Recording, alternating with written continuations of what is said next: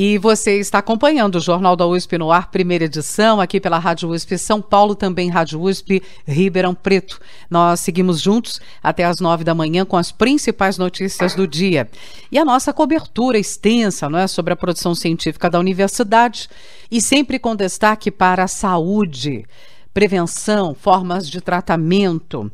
Nós vamos falar sobre hepatite por droga, né? Lesão hepática por drogas, mais exatamente, que pode ser provocada por anabolizantes, remédios para emagrecimento e outras drogas, além de alguns tipos de ervas e suplementos dietéticos.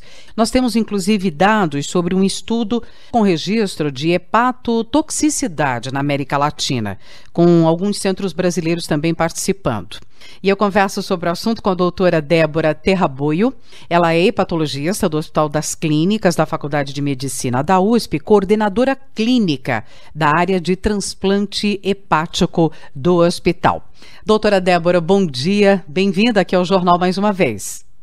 Bom dia, Roxane, obrigada pelo convite para falar com você e com seus ouvintes. Eu estou muito feliz de estar aqui hoje. Doutora Débora, vamos explicar o que é então a lesão hepática por drogas. Muitas vezes você acredita que está tomando um medicamento, um suplemento e que nada de mal vai lhe acontecer, mas o fígado aos poucos vai acumulando essa toxicidade, é isso? Então, Roxane, o problema é que, embora muitas pessoas acreditem que algumas drogas, alguns chás e algumas ervas são usadas para fazer o bem para o nosso organismo, tudo que a gente ingere, essas substâncias que a gente ingere, elas sofrem metabolismo hepático. E durante esse metabolismo hepático, pode haver a liberação de produtos que trazem dano para o próprio fígado. Então, a gente tem que tomar muito cuidado, principalmente quando a gente decide ingerir produtos sem orientação médica. Então, assim, quando o médico prescreve uma medicação, ele sabe se aquele paciente pode tomar aquela medicação. Ele checa as interações medicamentosas com outras medicações que o paciente já toma, para ver se não vai ter alguma interação que possa aumentar o risco de trazer dano para o fígado. Então, quando a gente prescreve uma droga, a gente faz um estudo considerando o paciente e o metabolismo da droga. E quando as pessoas começam a se automedicar ou começam a tomar fora das recomendações médicas, principalmente algumas pessoas que têm alguns fatores de risco para ter essa lesão por droga, aí a gente tem que se preocupar. Uhum. Então, o mais importante é tomar as medicações sempre com orientação médica. Agora, doutora, há uma lista de medicamentos que faz mal a todos nós, ou depende de cada organismo, de cada paciente, da interação, como você disse, com outros medicamentos, depende da quantidade, da frequência, do tempo em que é ingerido? Então, sim, a gente sabe que tem algumas drogas que têm mais risco de trazer lesão para o fígado. Uhum. Agora, a gente também sabe que tudo isso que você falou é muito importante, né? Se a pessoa vai tomar por muito tempo, a dose que ela vai tomar, principalmente essa questão de interação medicamentosa, que às vezes uma droga sozinha não tem problema, mas quando ela interage com outras, pode dar problema. Se o paciente ingere álcool ou não, por exemplo, a gente sabe que o paracetamol, ele pode trazer mais problemas para o fígado, dependendo da dose, dependendo se a pessoa ingere álcool ou não. Se essa pessoa, por exemplo, tem mais idade, ela tem mais risco de ter doença hepática pelo uso de drogas. Se essa pessoa tem gordura no fígado, também pode ter uma maior sensibilidade. Mas a gente tem, sim, aquelas drogas que são o top 10 de risco para quando a gente ingere a medicação. Então, assim, é interessante, como você comentou no começo da entrevista, finalmente a gente tem algum registro com dados da América Latina sobre os fatores, as drogas implicadas na lesão hepática por drogas, né? Uhum. E, assim, as medicações que mais causam risco para uma pessoa quando é ingerida são os anti-inflamatórios, os antibióticos, até aquelas drogas envolvidas no tratamento da tuberculose. Então, por exemplo, por isso que a gente não pode tomar as medicações sem orientação médica. Então, os anti-inflamatórios, por exemplo, diclofenaco, nimesulida, ibuprofeno, que são drogas que estão na farmácia, eu vou lá, compro sem receita, olho na bula ou pergunto para o farmacêutico que dose que eu vou tomar. Às vezes o farmacêutico não é farmacêutico de verdade, é um vendedor que está lá naquela farmácia e que não tem capacitação para orientar uma pessoa. Então, a gente tem que tomar muito cuidado, porque são drogas que a gente tem fácil acesso. Os antibióticos, mais recentemente, eles tiveram uma restrição de receita, e eu acho que isso ajudou um pouco nesse controle. Agora tem que ter uma receita do médico, tem uma fiscalização maior. Então, acho que a gente conseguiu se proteger um pouquinho. Mas a maioria das drogas implicadas são drogas que aqui no Brasil a gente tem fácil acesso e compra sem receita médica. Ou seja, um risco enorme, não é?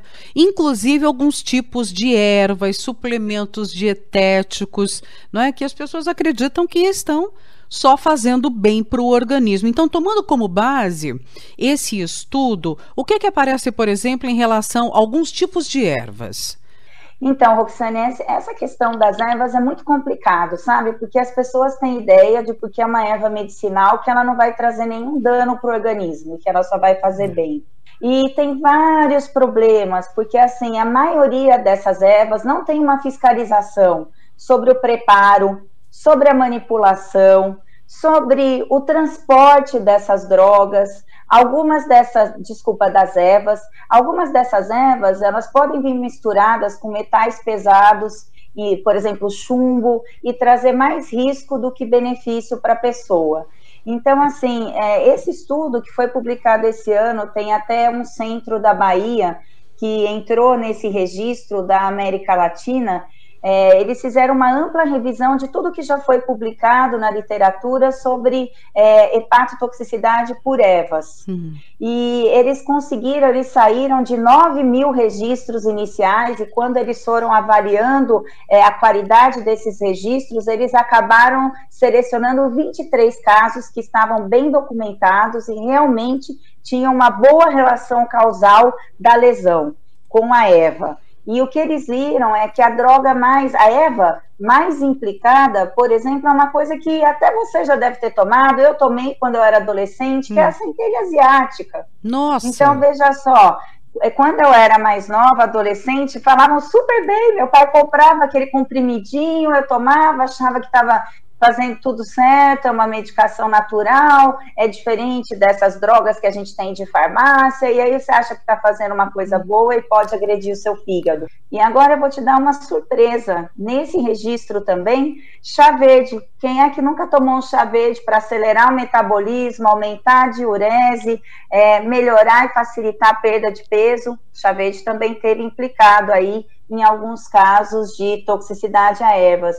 Então, assim, veja que são coisas do nosso dia a dia, né? E quando a gente acaba fazendo uso de uma forma indiscriminada e abusiva, a gente pode sim ter consequências. Então, a gente tem que tomar muito cuidado.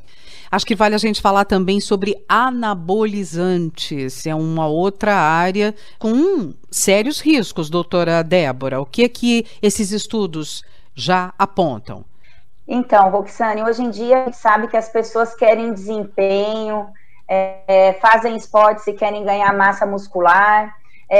Hoje a gente tem uma epidemia de obesidade, então está todo mundo muito preocupado com o ganho de peso e com a parte estética. E os anabolizantes aí são o top de linha para tentar solucionar esses problemas das pessoas, mas eles podem trazer muitos problemas de saúde também. Então, a gente sabe que esses anabolizantes, eles são derivados da testosterona, e eles podem ter indicação em pessoas que têm deficiência de testosterona, mas aí tem que ser sob orientação médica, uso de doses mais baixas e por um período de tempo não tão prolongado.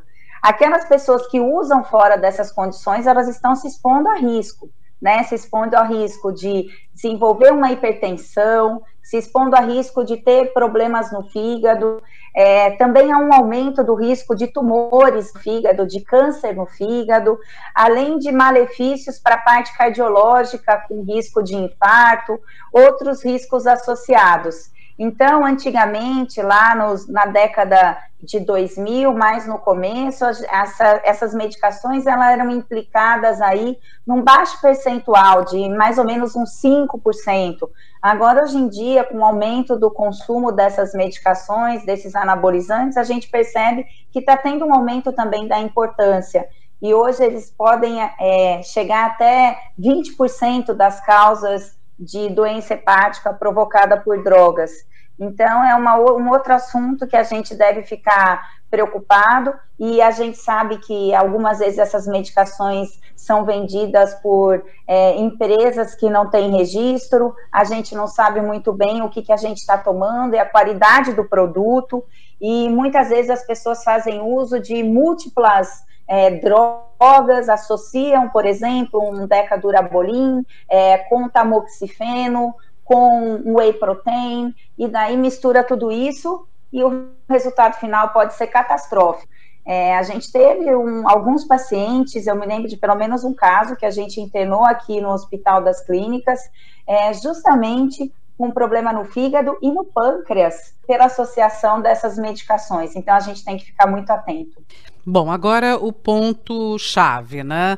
Que sintomas o organismo apresenta quando já está tendo um aumento das substâncias tóxicas no fígado? É importante a gente falar sobre isso. Tem gente que diz, fígado não dói, não tem sintoma, a gente não sabe quando está acontecendo alguma coisa com o fígado, só que ele é, né, um dos filtros do organismo. Então é importantíssimo ficar atento a alguns tipos de sintoma para depois a gente entrar propriamente na questão do tratamento, doutora Débora. Quer dizer, você para com o elemento que está provocando o problema e aí está resolvido, ou isso pode, em alguns casos, ser mais complicado, quer dizer, o tratamento?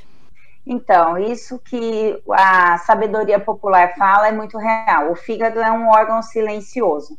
Então, no começo, a gente não tem nenhum sintoma, a pessoa não sente nada, mas se a gente dosar no sangue as enzimas do fígado, a gente vai perceber que elas já estão alteradas, mesmo sem a pessoa sentir nada. E aí, como ela não sente nada, e esses exames não são rotineiros, os médicos não colhem de rotina isso, então muitas vezes a coisa vai se prolongando até que a pessoa começa a ter os sintomas, e daí os sintomas são super inespecíficos, e muitas vezes a gente acha até que pode ser uma virose, e já é um começo de uma hepatite. Então a pessoa pode sentir um certo cansaço, um mal-estar, um pouco de enjoo, algumas vezes tem um desconforto no abdômen, principalmente do lado direito, mas a gente só pensa no fígado quando o olho amarela, que é a icterícia.